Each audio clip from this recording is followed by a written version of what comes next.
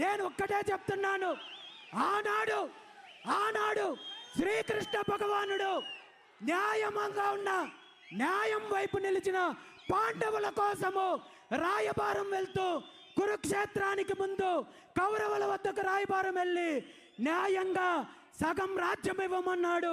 అలా కుదరకపోతే కనీసము 5 ఊర్లు ఇవ్వమన్నాడు. ఆ 5 ఊర్లు ఇవ్వలేదు కాబట్టి కురుక్షేత్రం జరిగింది, రాక్షస సంహారం జరిగింది.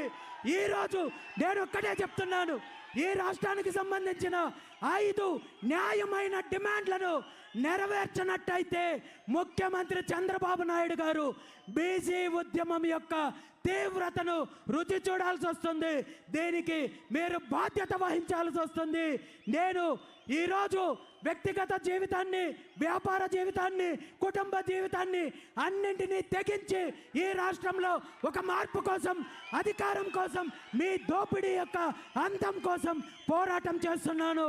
ఈరోజు బీసీల యొక్క ఉద్యమంలో ఈ 5 డిమాండ్లు సాధించడానికి మళ్ళీ సంవత్సరాల, దశాబ్దాలు కాలం గడవాల్సిన అవసరం లేదు. ఇప్పటికే ఎన్నో తరాలు ఈరోజు కాలం గడిచిపోయింది, ఎన్నో కుట్రలకు బలయ్యాము, దోపిడీకి బలయ్యాము. మన